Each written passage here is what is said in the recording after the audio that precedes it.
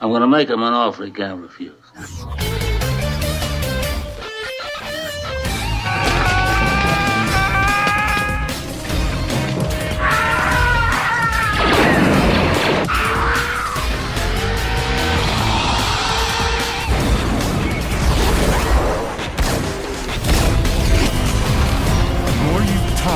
The harder I want to hit you. I'm happy because of being here today. Fuck you.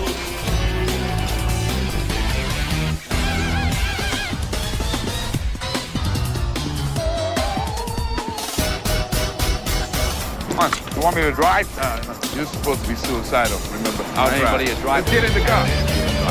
Fucking shit. Fuck me in the fucking ass. Fuck you, you fucking stupid cunt.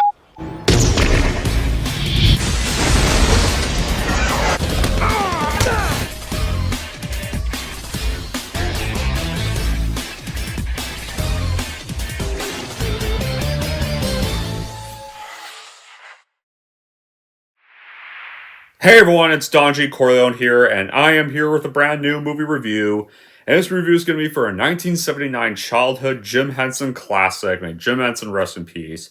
And that's really going to be for the film that kickstarted the Muppets' adventures on the big screen and not the TV screen for the first time. Out of the show and into the theaters and into the big screen, 1979's The Muppet Movie, which is directed by... Who has directed this? All right. Directed by James Frawley. And was the very first film-length adaptation of The Muppets. And after this, they'd go and have several other great movie adventures, like The Muppets Take Manhattan, The Muppets Christmas Carol, which, honestly, to me, is my second favorite Muppet film. That and Take Manhattan, or this, Christmas Carol, Take Manhattan, the three best ones. Great Muppet Caper, Muppet Treasure Island, and quite a few more. Before this, they had The Muppet Show, which definitely is also very iconic. So, what is the plot of the Muppet Movie? Well, it's kind of in a way somewhat of a Jim Henson telling his origin story using the Muppets. So, living the quiet life in a swamp, Kermit the Frog gets approached by a Hollywood agent that's cameoed by the late Dom DeLuise to audition for the chance of a lifetime. So Kermit the Frog takes this chance for his big break as he makes the journey to Hollywood. Along the way, Kermit comes across several quirky new friends that are all the cast of the other Muppets that on the show, the rest of the Muppets, like Fozzie Bear, Miss Piggy, Gonzo, who we never know who he is. Really. From space explained who he is, but most of the time we never know what kind of he is. But Kermit also has to watch out for the ruthless Doc Hopper, who plans to use him as a spokesman for his Frog Legs food chain, after he saw him dance in a restaurant. So, as my reaction, the Muppet Show we all know for 70s kids' childhoods was a staple for them. And soon enough, eventually the show was so successful that these guys would be headed to the big screen for their first film that started their movie careers. This 1979 gem would be kickstarting it all. And this 1979 gem has always been a favorite childhood gem of mine, ever since I first saw it in the early 2000s. To me, this is still the best of the Muppet films, and still one of the best family movies of all time. Like, the humor is so great, it's so pure, the songs are so great, and also very emotional. Like, the whole cinematography is so perfect, the way they film the Muppets in this is perfect, and the idea of the Muppets having an origin story about how they all met is actually perfect for their first film. You know, so how they all met, like, kind of the way it's kind of Jim Henson writing his origin into pretty much using the Muppet characters he created. So how was this film made? So after the popularity of the Muppets had been growing following the Muppet Show, Lou Grant agreed to finance the production of the film and signed a deal with his company IDC Entertainment, which helped Jim Henson finance the film. After the film's production greenlit, Jim Henson and selected team members traveled to California many times to develop the script, music, the infrastructure in Hollywood, and shoot the movie. And James Frawley got hired to direct the movie due to the film's challenges. During James Frawley and Jim Henson's first meeting in London, they got concerned that the Muppets would not blend well in real life. Along with Frank Oz and the team, they filmed and tested how the characters would appear in real-world locations because majority before that, their locations were on a Muppet Show stage and the theater backgrounds. During the first few days of June 1978 in a UK meadow. And during filming tests, the cow was ambled near Fozzie for an unexpected rear look at a comparison between fake and natural fur hair. The camera test attracted the investment of IDC Entertainment, and on July 1978, Henson flew to Los Angeles to begin filming the movie. And the film was officially shot and completed, and it became notable for all the surreal humor, the meta references, the prolific use of cameos, and the Muppet movie will be distributed by Associated Film Distribution in the United Kingdom on May 31st, 1979, and the United States on June 22nd, 1979, when the movie was released after being shot in March, pretty much being shot and completed. And when it came out, it got critical praise, and got 2 Academy Award nominations for the musical score and Rainbow Connection. The song that kickstarts the movie that Kermit sings at a swamp, which is a great, beautiful, emotional way to kickstart the film. But more on that later. At the box office, made $65 million worldwide, and for a while was the highest-grossing Muppet film up until 2011. Alright, so here are the good qualities in the story of the Muppet movie. So, in many ways, the Muppet movie is a very perfect movie. It's this incredible journey and an elder tale that come together for a spin on existentialism, and like the travels of the Muppets boil down to the finale song of the movie where, they sing the lyrics, life's like a movie, write your own ending, keep believing, keep pretending. Like, in a way, they're kind of creating their own reality with this film. It has all the trappings of every epic tale, all the little Muppet antics from the Muppet Show you're familiar with, like the surreal humor from the show.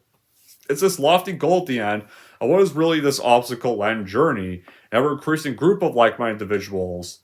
And of course, a nasty set of villains like Doc Hopper and his henchmen are evil, are definitely pretty much such nasty villains that, well, Doc Hopper just starts off as this kind of more greedy fast food chain maker, but eventually he even starts resorting to stuff like kidnapping and murder to make Kermit join him.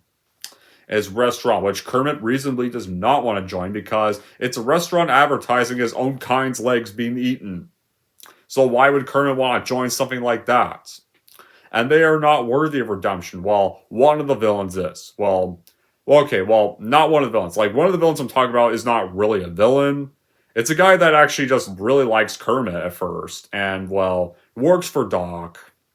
And as the film progresses, this guy I'm talking about is actually starting to see how Doc really is, and is starting to kind of regret even introducing Doc to Kermit at all.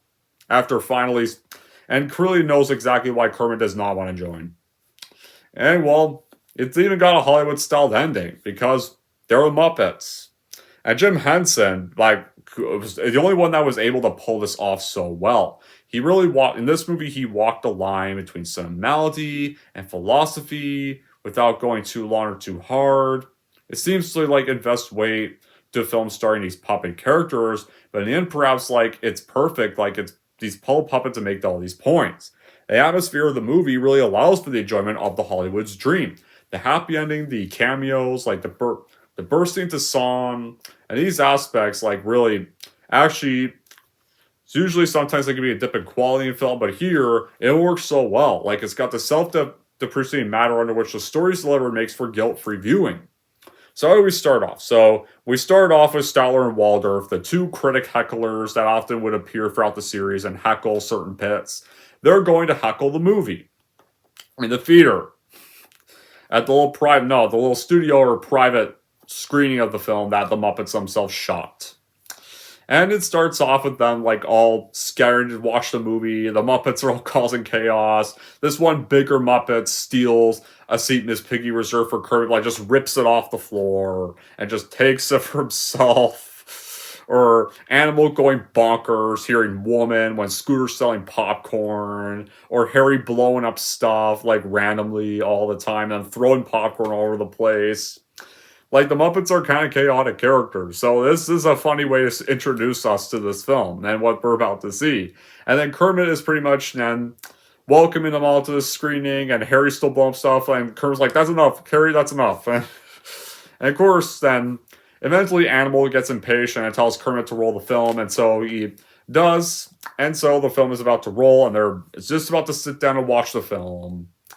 And like Robin asks, and then his nephew Robin asks, "Is this how the Muppets met?" And this is where the film really does start off. And this opening is a very beautifully emotional way to kickstart the film, where Kermit the Frog is singing Rainbow Connection on his banjo, on his log in the middle of the water. Like, it's a perfect way to introduce us to Kermit the Frog, what his life was like before he met his friends, and I really like the song Rainbow Connection in this film. It's a very emotional way to kick off this movie. Right there. And I even like they threw back to this in 2011 in the 2011 film as well. And then after this number, he gets approached by the late Dom DeLuise's cameo, who is this agent that is on this boat trying to get to the airport and just stranded in the middle of the water. And he comes across Kermit, asking him for directions, and then encourages him to pursue career in show business. Well, before an alligator shows up and scares him away. like, and this bit's also pretty funny, where when the agent is pretty much about to take off, and Kurt's like, "Say hi to Ernie the alligator." Wait, what? What? Wow! And like, no, it's okay, Ernie, leave him alone. And so Kermit decides like he's bored of the swamp, and decides to set off on a cross-country trip to Hollywood. So he goes off on his bike, and well, at first, like, though, his bike gets crushed by construction equipment. But, Kermit's a frog, so he escapes. He manages to jump away from it.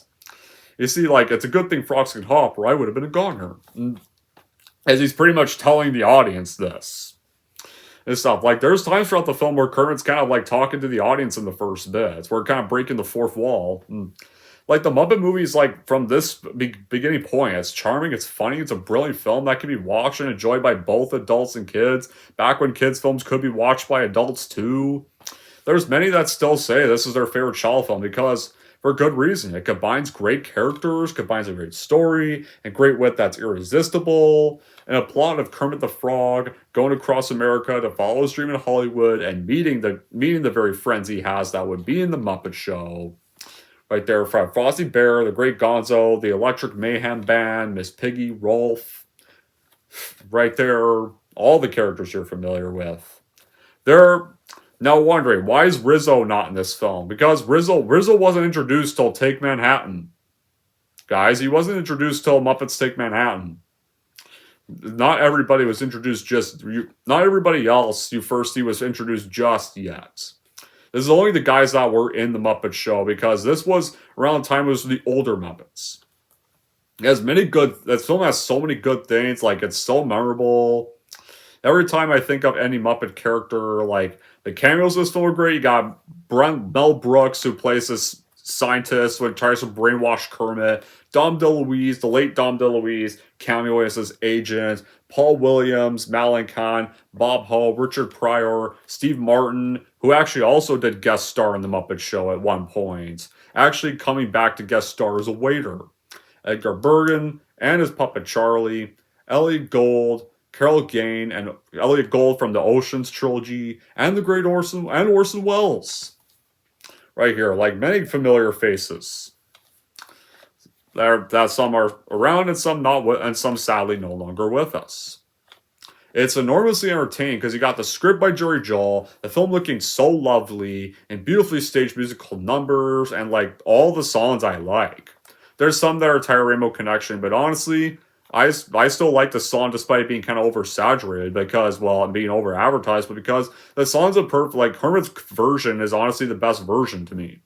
It's an emotional way to kickstart, introduce us to Kermit, an emotional way to start off the film, and right there, like, they're very nice to listen to.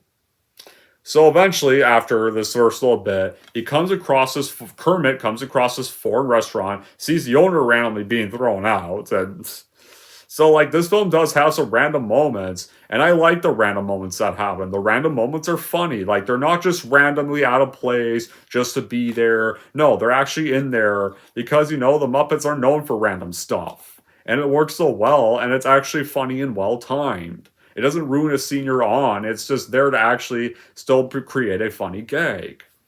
And so, he's at this restaurant, sees nothing but frog legs being served, and and stuff, and sees one of them serving them rudely. Here's your frog legs, here's your frog legs, here's your frog legs. There, everybody happy? And then, of course, this is where he meets Fozzie Bear, who is a not-so-successful comedian.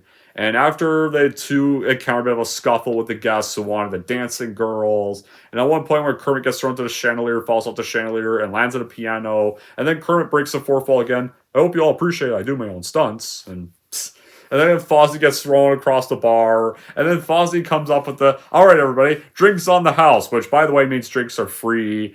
But the guests, though, the funniest bit of this is the guests don't understand drinks on the house, and so they just run up to the roof, and they're like on the roof, hey, there's no drinks. Like, that means drinks are free, but they think drinks are on the roof. So, like, and even Fozzie's like, works every time. And so Kermit invites him on his journey, and they set off in this car that his uncle gave him. But though Doc Hopper, a villain, pursue him, and, well, he tries to convince Kermit to be this new dancing mascot for his Frog Legs restaurant, but Kermit is horrified at the idea of Frog Legs because he's a frog being fast food items. And despite the money he gets offered, he and Fozzie drive away. Max, follow that frog. Hey, Max, follow that frog with me in the car. Because they almost took off without Doc, and the two chase after Doc. The two chase after Kermit, and of course, it resorts to forceful means of persuasion. And so then you get another sun rumber, moving right along. And Ed and Fozzie sing while there's crossing several other areas like Saskatchewan, the West. At one point, encounter Big Bird from Sesame Street. Try to offer him a lift, but he's not going to Hollywood. He's going to New York. And right there, so you get a cameo from Big Bird. Because Jim Henson did create Sesame Street too. And usually in the older films, the Sesame Street gang would occasionally appear every now and then. And so they pretty much, they end up at this old church, and they meet the Mayhem Band, which is Dr. Teeth, their other band members, and of course, Animal, the iconic one. And of course, also their manager, Scooter. And they help them disguise their car, although to be fair, I don't think Doc really, though to be fair, Doc still can kind of recognize them. No, they think Doc won't recognize them, but Doc's still able to recognize them either way. And then eventually they meet more, and though the Mayhem Band doesn't join them yet, but they do meet another friend that joins them, Gonzo, and, well, his girlfriend Camila the chicken. Well, back then before he had Rizzo, he had a chicken named Camila with him. And they're also interested in becoming movie stars. Well, what Gonzo's seen, I have a dream too. In fact, it's stupid though. I want to go to Bombay to become a movie star. You don't go to Bombay to become a movie star. You go where we're going, Hollywood. And so Gonzo joins them, but they have to trade in their vehicle at a used car lot, and they meet so they pretty much meet the other bigger Muppets, Sweetums. They invite Sweetums, but he runs away. They don't know that he's actually going to pack his stuff. They think he's just ditching them, like, oh, he ran off. Well, let's go. And, like, though they don't even see that he just ran off to go pack his things, though they pretty much pulled dick move, and they pretty much just ditch poor Sweetums. It's like, hey, where you going? I want to go to Hollywood. And pretty much all his scenes are, he's chasing after them. Even at one point, ends up at a girl's tent. Looking for them. And it's like, after, like, he scares the girls out of the tent. He's pretty much like, well, I'm gonna keep finding you guys. Like, this whole film, like, humor in this is actually, it's like, when it happens, it's funny. You know? It's the humor the Muppets are known for. And then they stop at a county fair on their journey, and they meet Miss Piggy. And she and Kermit become love-stricken for each other at first sight, and Fozzie goes to get him and Kermit ice cream. Can I have an ice cream, please? And when the ice cream man's listing the flavors, Fozzie's like, how about honey? Honey, I don't know you. Haha, good fun. I like a honey ice cream cone, please, and a dragonfly ripple for the frog. All right, here's a honey, here's a dragonfly ripple for the frog. Don't mix them up. And then, of course, him and Miss Piggy go out for dinner that night, and you get her Steve Martin cameo, who once again, was also a guest star in the show, and is now a guest star in the first film that started it all, as well.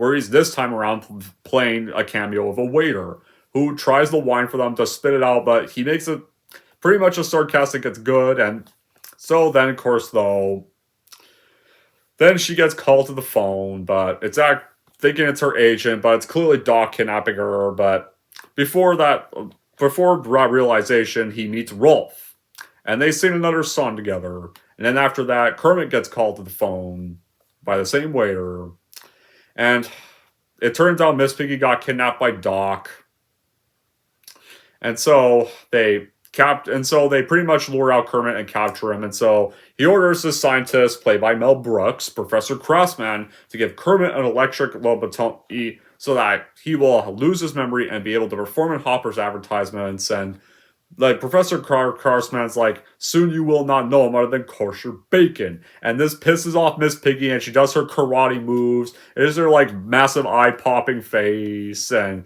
she knocks out Hopper's henchman and causes Craftsman to have his brain fried, and then he starts speaking ribbits and passes out. Then, after the fight, though, Miss Piggy gets a job offer and then abandons Kermit's, and then randomly the film just shuts off. Well, it just kind of glitches and shuts off, and they're like, what happened? And they're all confused, and it turns out the Swedish chef is having problems with the projector, and he fixes it, and eventually he does fix it, though Robin's like, I don't care what everybody says, I'm having a great time, and eventually the Swedish chef fixes it, and the movie starts up again. And then you get the whole America sound by Fozzie with a montage of all the places they've already arrived, from either Mount Rushmore and so forth. Like, the film is about all these things, simply about these things, finding your destiny in life, not giving up on one's dreams, realizing everyone's needs someone as a friend, and great things do happen when friends work together. Right there. And of course, from many other great scenes, like Miss Piggy and her karate bits, or whenever like the Muppets meet each other, or even some of the cameos too, or heck, there's this running gag that happens twice, where Kermit will often say myth, that's a myth, what, myth, and then this woman will just show up, go, yes, and after the second time, like, Kermit and Fozzie just stare at the camera like, what? Like, the film works because it's a story about Kermit and all his Muppet friends, how they all band together to share a dream. The songs are all great. Like, they're not corny. They're actually well-written songs that actually match the plot. Piggy's song, like, pretty much matches her falling in love with Kermit. Rolf's song, it pretty much matches how Rolf's character is going through. Rainbow Connection shows Kermit's life. Moving Around Alone shows him and Fozzie being friends in the car. Gonzo's song, The Desert, kind of shows her despair when they get stranded, which I'll get to later. The celebrity guests are all great, too. Like, many Muppet films are in jokes for adults that are also still funny, and, like, that's even the case with this movie, too. Like there. And, of course, this film also makes you never forget what it was like to be a child. And if there's kind of moments like it's easily this film. Like, it's a story about how Henson came to work in children's television as a puppeteer and ended up with a half-hour, and pretty much ended up with a successful show. And eventually, these characters would get their own film, and it would be so successful, it would launch more films, even some more little story-like tales starring them, or just films where they're playing themselves. So, eventually, though, when they're back on the road with his friends, Rolf the dog has joined them. Even. Though you're wondering, like, why didn't we see a scene where he kind of goes back to Rolf and offers to let him join them on their quest? Like, that should have been the case right there. Like, because when the film does start up after Swedish Chef fixes the projector, you just kind of see Rolf already in the car with them. But they find Miss Piggy, though. Kermit seems a little still mad that she ditched him. And they do pick her up and hitch right there, and they continue their journey, though. But then while everything's going on, their car... Because, remember, they got it from a used car place. So this is bound to happen if you get a used car. While they're driving in the desert, their car breaks down. And the fellow's like, I think we're in trouble. But Rolf tries to be reassuring, don't worry, someone will come by and notice us. Eventually, the whole day passes, nobody's come for them. And they're at a campfire, and they're just they're sad, they're going to give up at this point. because they're going to miss the auditions. And Kermit wanders off in despair. Like, he blames himself for getting his friends stuck in the desert. But then you see another greatly shot scene where his own, like, a version of himself pretty much tells him if he hadn't left the swamp, he would be much more miserable than being miserable in the desert, right there. And he feels guilt, remorse, thinking he bought his friends out in the desert, got them stranded. And though his, like, little personal reflection restores his hope, reignites it, and when he returns to camp, it turns out the Mayhem Band actually found them because their script got left behind. And they found their script, and they saw that in this moment they would break in the fourth wall, that they would actually be stuck in the desert during this bit when they were reading it. And so that's how they found them. And so the Mayhem drive the rest of the group in their bus. So the Mayhem Band come and save them. Right there. And so while they're on the road the next day, though, Max, who has started to get very suspicious of Hopper and realizing the person he's working for has now resorted to murder, even hiring a frog killer to really do it. This makes Max scared, and he disguises as a police officer and pretty much pulls him over and warns the group that Hopper hired the assassin to kill Kermit, and Kermit decides that the only way they're going to be able to they have to face Doc Hopper to be able to finally win and triumph. And so he decides to stop running and face Doc Hopper and decides to a Western-style showdown in this ghost town.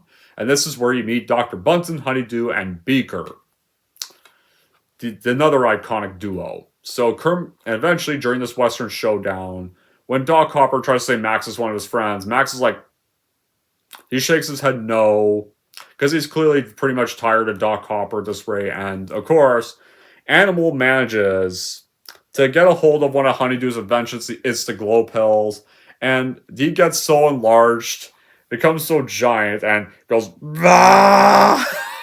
and scares them all off. And while Max does run off with them, he pretty much gives a proud smile to Kermit, and pretty much does good luck, and pretty much like runs off happy that Kermit really clearly stood up for himself in that moment. And even though he does run off with the rest of Doc and his henchmen, though, he's clearly wishing Kermit good luck with the rest of his journey. And he's pretty much like proud he's not on this quest anymore now. And right there, and some more other song numbers. Can you picture that? I forgot to mention. That shares insight to Dr. Teeth and his band and the creative soul of Henson.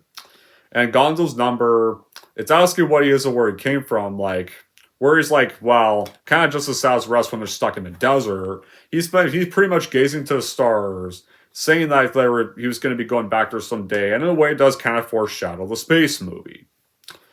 Like, not all the songs are deadly serious, though. Like, Fozzie and Kermit, like, they share this number, and then when they're hitting the road, that's not a serious song, like, right there. And so, like, the songs really do well in playing in the characters' stories and playing the characters' roles. So now we get on with the finale of the movie. So the Muppets get to the Hollywood studio. This one agent refuses to let them in, but Camila manages to blow feathers in her face and make them go inside, and they're able to meet Lou Lord, who agrees to sign them his rich and famous contract and let them kickstart their careers. So pretty much they set up the whole venture they were on to actually shoot it, and they pretty much kick off with Kermit singing a reprise of Rainbow Connection, but it goes awry when Gonzo accidentally kind of crashes into the prop rainbow, and it knocks the scenery down. Explosion does blow a hole in the roof of the studio, but this real rainbow shines through this hole and illuminates all the Muppets. And all the other characters from Henson's production, Sesame Street, MLR's Jug Band Christmas, and The Land of Gorge. The Muppets and them all sing the final verse of Rainbow Connection, where they're pretty much telling you to write your ending, and pretty much in a way, so this movie doesn't really have much of a complete ending for a way. It's kind of like telling you it's up to you to decide what happens. And we're pretty much, Kermit's kind of telling the audience, now they need to decide what they think happens. Right there. Like, it's up to them to decide their ending. Pretty much. They pretty much just set out to show how they met, and that's how they met. They launched their careers. And at the film ends, sweet tears through the screen. And he's happy he finally caught up with them. And the movie ends with them celebrating the theater, their movie, and the credits then end with animals telling the audience, "Go home! Go home!" And that's how the Muppet movie ends. Like, it ends with, you get the reprisal Rainbow Connection, the Muppets made it to Hollywood and achieved their dreams of stardom. They try to make their movie, but it does go a little awry. And then some other Muppet characters that Henson created can all be seen in the final shot when they're singing their verse and pretty much bidding the audience farewell to write their ending.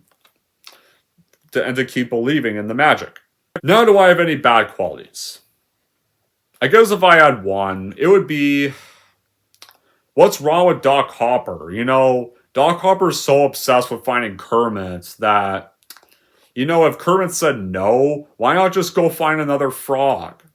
You know? How about that? Go find another frog. Or you know, why would you try to make Kermit dance for a restaurant that's advertising his own kind being killed and eaten? Like, this guy's such an idiot. Like, wow, this guy's so creepy obsessed with getting Kermit to work for him that, like, seriously, wow. Like, and even Max starts doubting. Even Max, like, starts doubting Doc Hopper's intentions to the point where he's actually kind of warning Kermit of it by the finale. And even, like, not wanting to be Doc Hopper's friend after this movie. And even, like, running off after being scared by the giant big animal. And, like, at this point. But other than that, the Muppet movie, this is still such a family classic to this day, and it's still the best Muppet film. So in the end, I would say the Muppet movie, if you're a huge Muppets fan, it's totally worth watching by if you want to kind of see somewhat closest portrayal of how the Muppets first met. Anyways, that's it for my epic movie review of the Muppet movie. If you want to rank the Muppet movie, here's how I'm going to rank this movie. So overall, if you are a huge fan of Jim Henson and the Muppets show, and want to see how the Muppets met, then you'll get that with this movie. So I would easily watch and buy the film that started the whole film careers of the Muppets for sure, no doubt. And if we're going to rank the Muppet movie, I'm going to give the Muppet movie a full-blown 10 out of 10.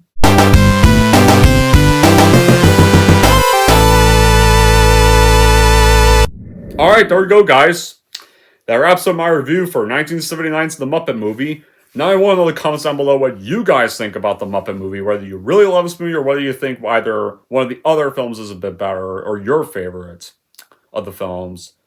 And until then, guys, that'll be it for this epic movie review. Thank you all for watching. If you like this and want to see more, don't forget to like, subscribe to Don G. Corleone.